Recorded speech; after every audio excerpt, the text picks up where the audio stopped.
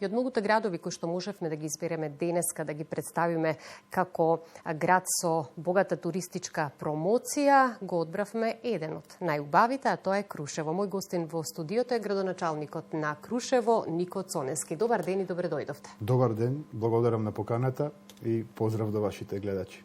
Крушево важи за еден од најпрепознатливите туристички дестинации во Македонија, па затоа морам да ве прашам што денес најмногу ги привлекува посетителите. Дали туристичката сезона во Крушево веќе не е само зимска, туку градот станува атрактивен во текот на целата година?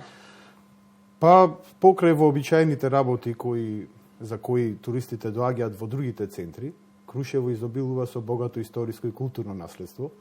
Па така посетителите во Крушево можат да ги посетат мноштвото музеи, споменици, да не заборавиме тука спомен куќата на Тодор Проевски, ликовната галерија Никола Мартиновски, на еден од основоположниците на модерната македонска ликовна уметност.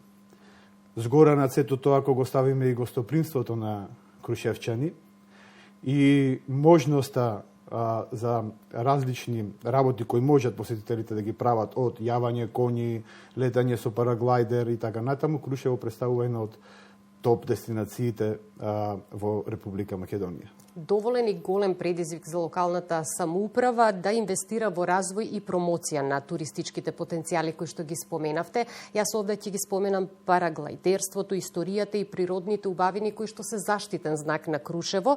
Како ги поврзувате овие содржини во единствена туристичка понуда? Општина Крушево постојано вложува во своите туристички потенцијали, па така и во наредниот период веќе се започнати неколку проекти, како например изградбата на нови 2 полетишта за параглайдерство, кои ќе овозможат повеќе работи.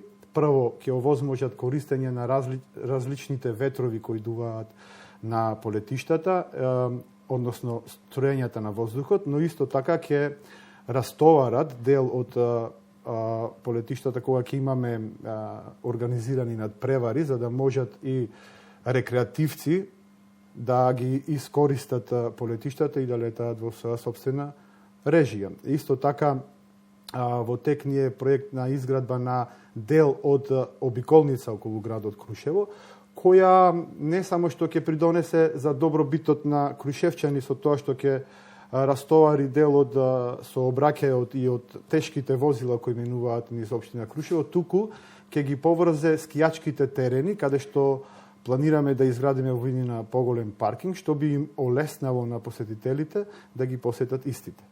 Кога станува збор за бројките, какви се во однос на домашни и странски туристи во последниве години? Дали се зголемува бројот на посетители? Па јас можам да кажам дека бројот на посетители постојано се зголемува и радува фактот што се повеќе и повеќе сме посетени од странски туристи. Тоа се должи на фактот дека сме топ дестинација во светот и во Европа за параглайдерство. Знаете, во нашата општина се организираат надпревари од светски и европски тип, но и, што е куриозитетно, доста национални асоцијации и федерации своите државни купови и надпревари ги организираат токму во општина Крушево.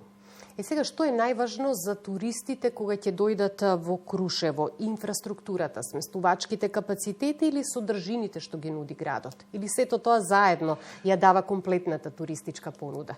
Па јас сметам дека сето тоа заедно, но секако од она што го слушам од посетителите, акцент ставаат на содржините кои постојано се зголемуваат од година во година, кои се производ на приватни иницијативи, но исто така и на вложување од страна на општината. Така.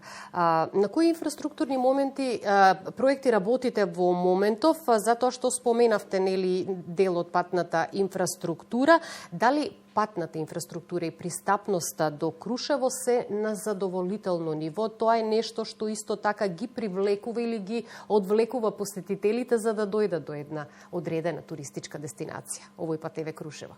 Точно така, јас можам да дадам една генерална оценка дека во последно време владата на Република Македонија става акцент во подобрување на патната инфраструктура и тоа значително ни помага нам, а и на сите, се надевам, туристички центри да го зголемат бројот на посетителите, а што се однесува на локалната, односно на регионалната инфраструктура кај нас, можам да кажам дека голем проект би бил изградба на патот Кривогаштани-Крушево Демирхисар, кој е влезен во програмата на ЈПДП и се надеваме дека со тоа ќе го олесниме и ајде да речем разубавиме делот на пристап во општина Крушево. А локалната самоуправа постојано работи во рамки на урбанизација, нели реализација на проекти кои што ќе го издигнат градот на едно повисоко урбанистичко ниво. Сега ако ве прашам кои најзначајни урбанистички проекти се реализираат или се планирани во наредниот период, морам да ве прашам како се балансира развојот на градот со зачувување на неговата автентична архитектура и историски изглед кои што се нешто препознатливо еден белег на Крушево. Така, на почетокот, ете, тој дел го изоставив, сега да го спомнам. Крушево исто така привлечно по својата автентична архитектура, која е разработена и од многу познати светски архитекти. И во тој дел ние мора да бидеме внимателни при носењето на урбанистичките деталните планови, кои ни се во тек на носење. Секако, при тоа внимаваме врз позитивните законски решенија, но исто така имаме помош и од соодветните институции, бидејќи, не знам дали знаете, Крушево е заштитена споменична целина, токму заради таа препознатлива архитектура и се надеваме дека во иднина ќе успееме да направиме една симбиоза што би значила развој на градот, но зачувување на архитектурата која за нас е многу важна.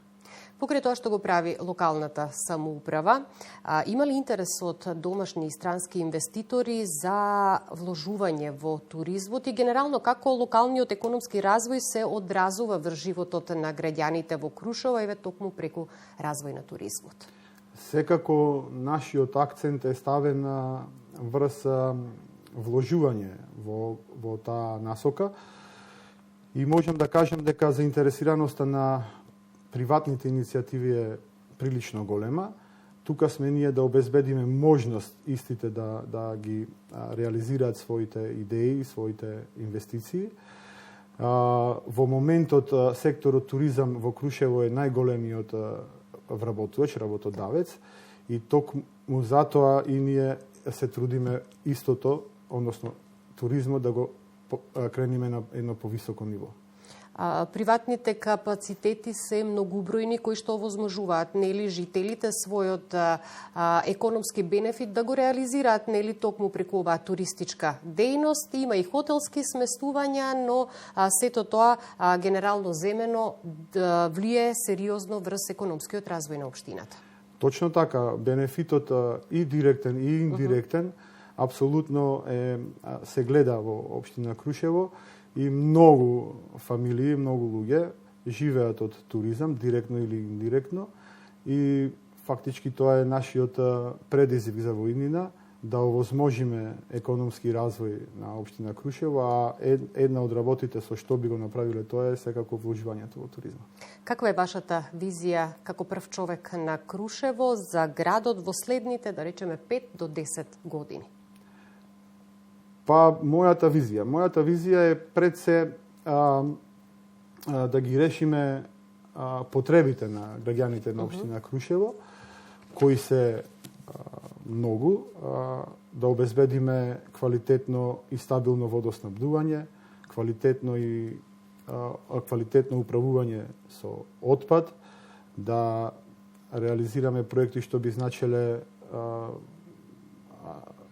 затоа што видите во нашите населени места нема канализациони системи се уште, а нема ни организирано управување со отпад. Тоа е еден наш предизвик кој мора да го решиме во иднина. Исто така мора да го решиме проблемот со дивата депонија, зашто сега остваруваме еден проект за примарна селекција на отпадот, како би се приклучиле на локалната депонија во Новаци.